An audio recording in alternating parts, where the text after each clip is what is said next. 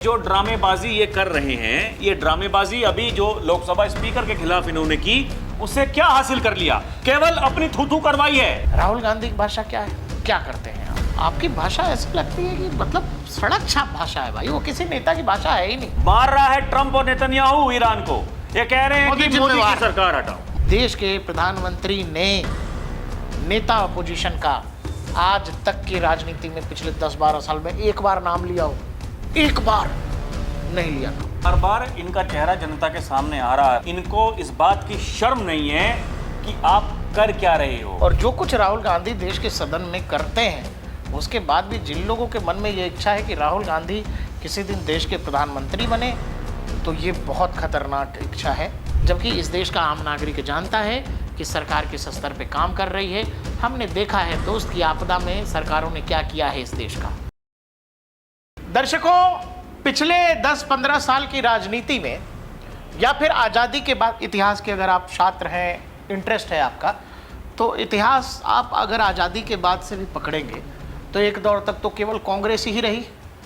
बाद में जो भी पॉलिटिकल पार्टी आई, आप ये देखोगे कि देश ने ऐसा विपक्ष कभी देखा ही नहीं। आप चिंता कर रहे हैं एलपीजी गैस की, आप चिंता कर रहे हैं ईंधन की, आप चिंता कर रहे हैं पेट्रोल की, और आंदोलन करते हुए आप चाय पी रहे हैं, बिस्किट खा रहे हैं, हंसी मजाक कर रहे हैं। किसी के बिस्किट खाने, किसी के चाय पीने पर दिक्कत नहीं है। दिक्कत यह है कि आप बात क्या कर रहे हैं और आपका व्यवहार क्या है। बहुत सारे लोग राहुल जी ये कह रहे हैं कि अरे आप चाय पीने को मुद्दा बना रहे हैं, अरे आप बिस्किट खाने को। मेरे भाई, अगर आप किसी के यहाँ कोई मौत हो गई है और आप शोक संदेश देने गए, संवेदना व्यक्त करने गए, और आपको लग रहा है कि आप जिस लिए गए हैं वो आपने कर लिया, और वहीं उसके घर के बाहर हंसी ठिठोली कर रहे हैं, तो लोग इसको क्या समझेंगे? लोग इसको क्या मानेंगे? अगर आपकी चिंता एलपीजी की है तो वो तस्वीरें नहीं आनी चाहिए थी जो मकर द्वार से आई। इसीलिए सवाल है कि इस देश का विपक्ष की बातों को लेकर कितना सीरियस है, नॉन सीरियस है, ये आप लोग देखिएगा, बताइएगा।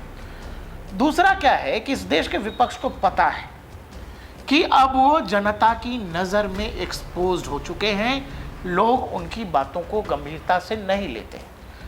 लेकिन सब और भी गंभीर बात यह है दर्शकों कि ये जानते हुए भी विपक्ष की अब हमारी बात का कोई मोल नहीं है, हमारी बात को कोई गंभीरता से लेता नहीं है, बावजूद इसके विपक्ष जो है मस्खरी छोड़ नहीं रहा है।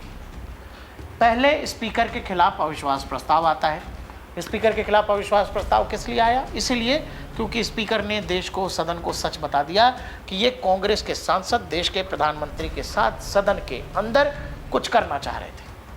महिला सांसदों को आगे करके, जिसमें कुछ दलित सांसद थी, जानबूझकर प्रधानमंत्री के चेयर को घेरा जाता है, पीछे से कुछ लोग उकसाते हैं, कुछ करने की मंशा थी, और उसके बाद स्पीकर कहते हैं कि मैंने प्रधानमंत्री को कहा कि आपको सदन में नहीं आना है। यह सच जब बतला दिया गया, यह बतला दिया गया कि स्पीकर के कैबिन में किस तरह से कांग्रेसी सांसदों ने गाली गलौज की है, तब जो है कांग्रेस और विपक्षी दल जो है अविश्वास प्रस्ताव लाते हैं। उस अविश्वास प्रस्ताव का क्या होता है ये भी हमने आपने देख लिया। इतनी हिम्मत नहीं थी कि उस अविश्वास प्रस्ताव पर वोटिंग करा लें। वोटिंग हो जाती तो सारी कलाकारी निकल जाती, क्योंकि बहुत सारे ऐसे सांसद होते जो क्रॉस वोटिंग कर देते, तो वहाँ शर्मसार होते, इसीलिए अविश्वास प्रस्ताव से भागे, वोटिंग से। अब कह रहे हैं कि इलेक्शन कमीशन ज्ञानेश कुमार के खिलाफ जो है अविश्वास प्रस्ताव, 190 या 93 सांसदों ने। अब इस अविश्वास प्रस्ताव का क्या होगा ये भी दुनिया जानती है, लेकिन ये ड्रामा रेगुलर चल रहा है। मुझे नहीं पता कि ये किस तरह की मैसेजिंग है। अगर कोई मैसेजिंग भी है तो ये कैसी मैसेजिंग है जिसमें जो सामने वाला जनता ये मान के चल रही है, जान रही है कि आपकी राजनीति नैरेटिव बिल्डिंग, प्रोपेगेंडा बिल्डिंग और झूठ से इतर कुछ है ही नहीं। आप मुद्दों पर राजनीति कर ही नहीं रहे हो। आप अगर एलपीजी की राजनीति कर रहे हो तो इस देश का आदमी जानता है कि हम एलपीजी के प्रोड्यूसर नहीं हैं। दुनिया के देशों से गैस आता है, सबके हाथ में मोबाइल है, सोशल मीडिया है, इंटरनेट है, सबको पता है युद्ध चल रहा है और ये दिक्कत देश को होगी। और जब परिवार दिक्कत में हो, अगर देश को एक परिवार माने, जब परिवार एक दिक्कत में हो, मुसीबत में हो, तो एक परिवार को कैसा रिएक्ट करना चाहिए, नेशनल कैरेक्टर क्या होना चाहिए मुश्किल में। फर्ज करिए कि कल को मेरी नौकरी चली जाए और मैं मेरे परिवार में जाके पैनिक कर दूं, सबको बता दूं नौकरी चली गई, हाय हाय अब क्या होगा, बर्बाद हो गए, कैसे रहेंगे। या फिर आप शांत रह के अपने फ्यूचर की तैयारी करेंगे बगैर अपने परिवार में घबराहट को फैलाए। अगर ये देश एक परिवार है तो इस देश के नेताओं का व्यवहार कैसा होना चाहिए। लेकिन लगातार पैनिक क्रिएशन कि कैसे भी पैनिक हो और पैनिक ही हो, और इसी चक्कर में नरेंद्र मोदी जो हैं प्रधानमंत्री न रहे, हमारे साथ सहयोगी राहुल जी हैं। ये वाला जो अविश्वास प्रस्ताव है, ये क्या लगता है कि किसका आइडिया है? देखिए, ये तो कलाकारी है ममता बनर्जी की, क्योंकि बंगाल में है चुनाव। ममता बनर्जी को ये पता चल चुका है कि हमारे लिए इस बार खतरे की घंटी है। ममता बनर्जी देखिए लंबे समय से मुख्यमंत्री हैं पश्चिम बंगाल की, और वो तो बंगाल को दरअसल दर्शकों ममता बनर्जी वो ये मान करके चलती हैं ये देश का हिस्सा है नहीं, वो उसको एक अलग देश ही मानती हैं। वो इसलिए कहती हैं कि जब सरकार CAA NRC लेकर के आती है तो उसको कहती हैं बंगाल में हम लागू नहीं होने देंगे। जब सरकार मतलब जो संवैधानिक संस्था है चुनाव आयोग, जब वो ये कहता है कि हम SIR करवाएंगे तो वो कहते हैं कि हम SIR नहीं होने देंगे।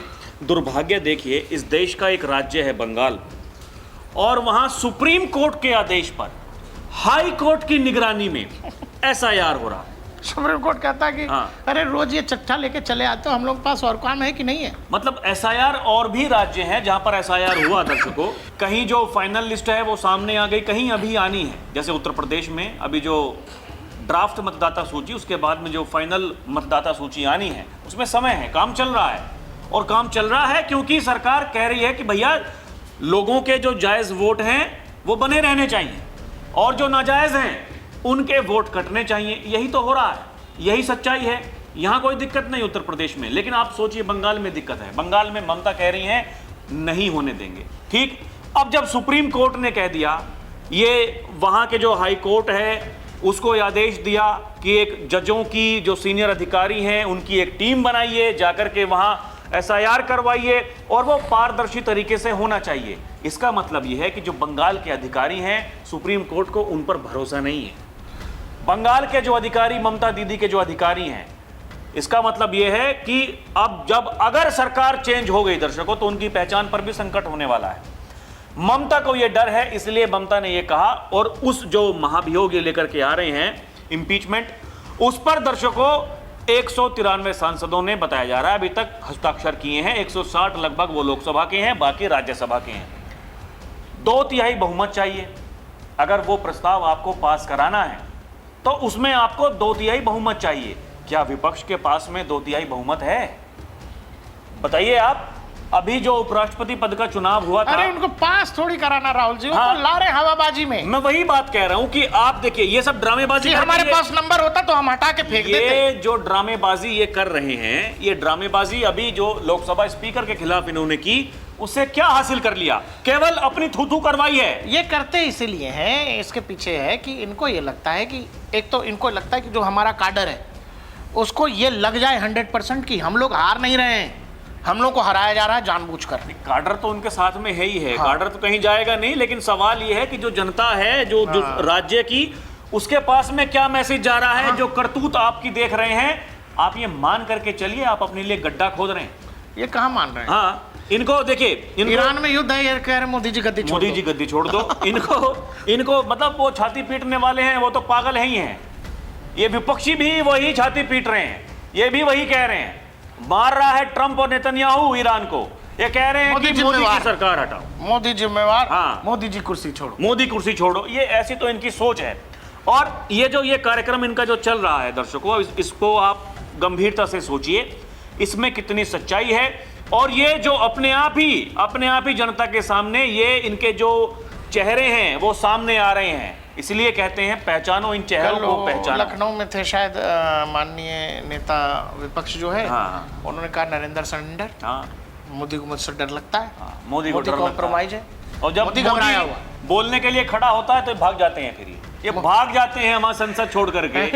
मोदी तो छोड़िए, अमित शाह खड़ा होता है तब भाग जाते हैं ये। मोदी घबराया हो। हाँ, एसआईआर पे चर्चा हुई थी ना, एसआईआर पे जब अमित शाह बोल रहे थे, ये भाग गए ये कलाकार। नहीं, अभी जब अविश्वास प्रस्ताव पर अमित शाह बोले, ये देखिए, ये तब भी आधे आदमी भाग गए वहां से। जो आधे थे वो केवल हल्ला ही कर रहे थे, उसके अलावा कोई जवाब था नहीं। राहुल गांधी के व्यवहार, आचार विचार, उनकी बोलचाल, उनकी बॉडी लैंग्वेज पर हम दोनों इतनी बात कर चुके हैं ना कि हम लोगों को कई बार लगता है कि अब राहुल गांधी को क्या बोले, क्या ऐसा बोले कि राहुल गांधी थोड़ा सा निखर के अलग बन करके आएंगे। एक बार नरवणे साहब की किताब पर आगे जब बहस हो रही थी, 2 लाइन राहुल गांधी ठीक बोले थे, वो जो प्रेसिडेंट के भाषण पर जो होना था, लेकिन फिर राहुल गांधी की लाइन वही हो गई। मैंने कहा यार इतनी जल्दी राहुल गांधी निराश कर देते हैं। आप ये बतलाइए, ये जो भाषा है जिसमें बेवजह की आक्रामकता है, बेवजह का हवाबाजी है, और उसमें नरेंद्र सरेंडर, आप देखो, मुझे नहीं याद, आपको भी याद है क्या, देश के प्रधानमंत्री ने नेता अपोजिशन का आज तक की राजनीति में पिछले 10-12 साल में एक बार नाम लिया हो? एक बार नहीं लिया नाम। सोनिया गांधी का नाम लिया हो? नहीं लिया नाम। हाँ, राजनीतिक हमलों में वो कह देते हैं कांग्रेस के युवराज, कह देते हैं, बोल देते हैं, या और भी चीज़ें। राहुल गांधी का नाम आज तक नहीं लिया नरेंद्र मोदी ने सार्वजनिक जीवन में। लेकिन ये जो भाषा है, अच्छा, जब सदन में बातचीत होती है तो कैसे होती है? नेता विपक्ष जो है, नेता विपक्ष ने ऐसा कहा, या जब बात करते हैं हमेशा तो वो भी कहते हैं नेता विपक्ष राहुल गांधी जी, या जो भी। राहुल गांधी की भाषा क्या है? क्या करते हैं आप?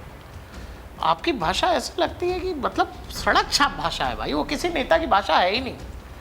आप जो बात कर रहे हो वो देश की राजनीति ने कभी देखा ही नहीं है। देश के विपक्ष में तो हमने अटल बिहारी वाजपेयी, लाल कृष्ण आडवाणी जैसे लोगों को देखा है, ऐसे लोग भी रहे हैं। और लोगों को लग रहा था कि जब तक वो थे बंगाल वाले नेता अधीर रंजन चौधरी, 2014 से 19 तक लीडर ऑफ अपोजिशन, नंबर नहीं था फिर भी दिया गया था सरकार की तरफ से, लेकिन उस समय भी ठीक लगता था। लेकिन ये जो कांग्रेस का स्वरूप है, जिसमें जो सर्वोच्च नेता है, जिसका क्लेम है कि वो नेता है और पूरी पार्टी कह रही है कि हाँ है यही नेता है, वो नेता क्या उदाहरण पेश कर रहा है?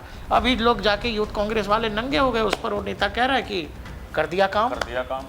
तो कर दिया काम, तो जब ये आम दर्शक देखता है, आम वोटर देखता है, आम मतदाता देखता है, उसके मन में क्या ख्याल आएगा कि यार ये कैसा नेता है? आमतौर पर इस तरह की हरकतों से कोई पॉलिटिकल पार्टी होती है, जी हम नहीं जानते कौन है, निजी बयान है, ये कर देते हैं लोग। लेकिन आपके लोग नंगे हो रहे हैं, आम जनता के जो है उन पर जूते बजा रही है, जूता मार के भगा रही है AI समिट से, और उस पर बतौर नेता आपको बड़ी खुशी है, आप कह रहे हैं कर दिया काम। पता नहीं क्या काम कर दिया। ये बार बार इनका चेहरा जनता के सामने आ रहा है प्रकाश जी। वही मैंने कहा कि इनको इस बात की शर्म नहीं है कि आप कर क्या रहे हो, और उसका असर जनता जनार्दन, देखिए वही है, आपको चुनने वाली, सरकार चुनने वाली जनता ही होती है। ये भारत का लोकतंत्र है, वही आपको वोट देंगे। लेकिन जिन्हें अपने घर से वोट देने के लिए निकलना है, आखिरकार वो क्या सोच करके वोट देने के लिए निकलेंगे भाई, कि किसको वोट देंगे? इवन अगर हम इंडिया गठबंधन को वोट करते हैं तो प्रधानमंत्री बोला किसको बनाएंगे? राहुल गांधी को बनाएंगे। तो इस देश की जनता को पता चल चुका है कि अगर देश पर पहचान का संकट खड़ा नहीं करना है तो भैया जो चल रहा है उसे चलने दो। ये ऐसे ही छाती पीटेंगे, ये ऐसे ही बकवास करते रहेंगे, उससे कोई मतलब हो, कोई फर्क नहीं। देखिए SIR गलत है इनके अनुसार, इसीलिए ये जो ज्ञानेश कुमार हैं, जो CEC हैं, उनके खिलाफ में इंपीचमेंट लेकर के आ रहे हैं। समझने वाली बात है। उसी SIR के बाद में बिहार में चुनाव हुआ, उसी SIR पर ये तब भी सवाल उठा रहे थे। बिहार के चुनाव परिणाम आ गए, जो समय होता है 1.5 महीने का, चुनाव को आप चुनौती दे सकते हैं, चुनाव परिणामों को। एक भी कोई शिकायत कोई दर्ज करवाई हो कहीं थाने में, कहीं सुप्रीम कोर्ट ये पहुंचे हों, ये हाई कोर्ट में पहुंचे हों चुनाव को चैलेंज करने के लिए, कोई एक भी तो कोई बता दे। इन्हें पता है कि कोई गड़बड़ी नहीं है। राहुल गांधी जो पहले दिन से कह रहे थे कि SIR ये हमें हरवाने के लिए करवाया जा रहा है, राहुल गांधी ने अपने प्रत्याशियों की लिस्ट वहां पर, वो तो लड़ रहे थे RJD से, हमें इतने उम्मीदवार उतारने हैं, ज्यादा सीटें चाहिए, चुनाव भी लड़ा, विधायक भी जीते, वो 6 के 6 विधायकों ने जा करके वहां शपथ ले ली। चुनाव गड़बड़ था, शपथ नहीं लेनी चाहिए थी, आपको लड़ना चाहिए था। हाँ, सब कुछ पता है, विधायक से आमरण अनशन करवा, हाँ सब कुछ पता है, उसके बावजूद भी आपको पैनिक क्रिएट करना है। वही ज्ञानेश कुमार थे चुनाव आयुक्त, आज भी वही हैं, लेकिन आपको केवल माहौल बनाना है। आपको पता है कोई गड़बड़ी नहीं हो रही, सब कुछ ठीक हो रहा है, संविधान के हिसाब से हो रहा है, देश का जो संविधान है वो उसकी इजाजत देता है।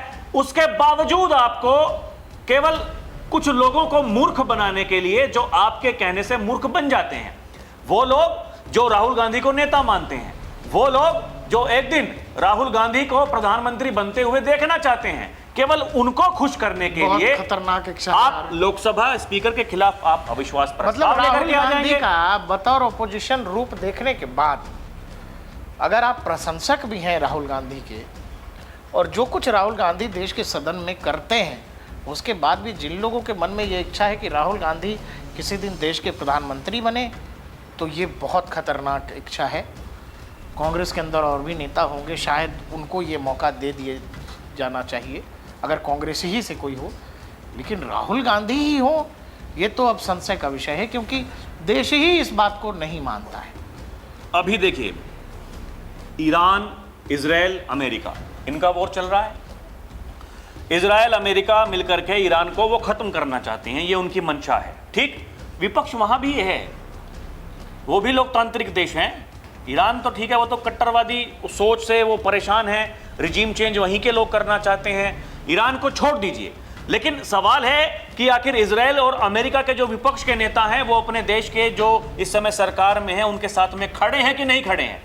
भारत तो युद्ध भी नहीं लड़ रहा है, भारत को तो केवल इस बारे में सोचना है कि जो हमारे लोग फंसे हुए हैं उनको कैसे वापस लेकर के आना है, और जो यहाँ हमारे देश में लोग रहते हैं, मेहनत से कमा खा रहे हैं, भाई उनको परेशानी ना हो, ईंधन उनका चलता रहे, पेट्रोल डीजल किसी की गाड़ी में वो कम ना हो। अब यही ईंधन वाली बात है, इसी पर लोग चाह रहे हैं कि पैनिक हो जाए देश में। हाँ, हम युद्ध में थोड़ी हैं भाई, युद्ध में कोई और है। ऐसे ऐसे कलाकार हैं प्रकाश जी। मैं शाम को मैं घर के पास में अपने दोस्तों के पास में बैठा हुआ था, वो लोग मुझे बता रहे हैं इतने बुरे हाल हैं इन समाजवादी पार्टी के नेताओं के, ये आधे से ज़्यादा भीड़ इनकी लगाई हुई है। इनके कार्यकर्ता वहाँ सिलेंडर लेकर के भीड़ में खड़े हैं, जाकर के माहौल बनाने के लिए, ये भीड़ दिखाने के लिए कि देखिए भैया लोग कितने परेशान हैं।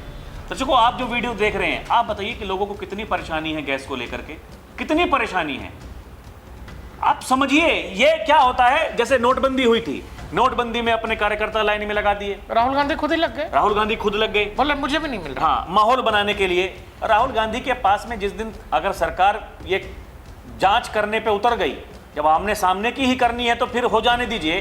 तो कहते हैं योगी आदित्यनाथ की अगर सही समय पे जांच हो जाए तो ये चाचा भतीजे का रिश्ता, ये महाभारत का रिश्ता, ये पूरी जिंदगी इनकी जेल में ही बीतेगी। तो ये तो इनकी सच्चाई है। ये जो काम ये कर रहे हैं लोगों को मूर्ख बनाने के लिए, इन्हीं की पार्टी के नेता पकड़े जा रहे हैं, उनके घरों से सिलेंडर मिल रहे हैं। दर्शकों आप समझिए, ये जो खामने के लिए छाती पीटने वाले लोग, सिलेंडर चोर लोग, ये कौन सी पार्टी के हैं? 150 करोड़ का देश है ये, 150 करोड़ का, और पूरे देश में 1 लाख 1.5 लाख से ज्यादा पेट्रोल पंप हैं। कहीं किसी पेट्रोल पंप पर आम दिन भी, अगर युद्ध नहीं भी हो रहा होगा और सब कुछ ठीक भी होगा, तो आम दिन भी किसी पेट्रोल पंप पर लंबी लाइन लग जाती है। आज तो खैर आफत का दिन है, मुसीबत का दिन है, आपको अपनी ऊर्जा ज़रूरतों को थोड़ा देखना है, अलाइन करना है। आप जो ईरान इराक से मंगवा रहे थे, मिडल ईस्ट से मंगवा रहे थे, आपको वो पूरा शिफ्ट करना है। इसमें पूरा समय जाएगा, 2-2.5 महीने लग सकता है उस पूरे सिस्टम को फिर से लागू होने में, क्योंकि पूरा रूट आप चेंज करेंगे, बहुत सारी चीज़ें नहीं होंगी, थोड़ा समय जा सकता है। दिक्कतें हो सकती हैं, लेकिन मतलब ऐसा नहीं है कि जीवन बर्बाद हो जाएगा। ऐसा नहीं है दोस्त कि हम तुम बर्बाद हो जाएंगे, हम तुम भूखे मर जाएंगे। अरे कोविड में हम तुम नहीं मरे, जब भूख के हर व्यक्ति खाना फ्री में सरकार दे रही थी, सब मिल ही रहा था। तब आप जिसने कोविड देख लिया, इस कोविड के ज़माने वाले हैं हम लोग। इससे बड़ी आपदा अब इस सदी में हमारे आपके जीते जी नहीं आने वाली है। कोविड जब आपने देख लिया और आप सर्वाइव कर गए और आप उसमें से निकले, तो आपको पता है कि आप कैसे निकले। आप निकले संयम से, धैर्य से, न कि ये घबराहट से, पैनिक सिचुएशन से, पैनिक बाइंग से। किस लिए? लेकिन ईरान में युद्ध चल रहा है, यहाँ लोग कह रहे हैं कि नहीं नहीं बाप रे बर्बाद हो गए, मोदी कॉम्प्रोमाइज़ है, मोदी ऐसा है। जबकि इस देश का आम नागरिक जानता है कि सरकार किस स्तर पे काम कर रही है। हमने देखा है दोस्त की आपदा में सरकारों ने क्या किया है इस देश का। 2014 से पहले चले जाइएगा, बिहार में आज भी बाढ़ आती है हर साल, 1-2 साल में, पहले भी आया करती थी। क्या होता था ये सबको पता है। दर्शकों, इस पूरे मामले पर आपको क्या लगता है? ये जो अविश्वास का खेल चल रहा है, जिन नेताओं और विपक्ष पर जनता को ही अविश्वास है, वो सदन में नेता और स्पीकर के खिलाफ बार बार अविश्वास प्रस्ताव क्यों ला रहे हैं, और अब अविश्वास प्रस्ताव की जद में है Gyanesh Kumar, chief election commissioner.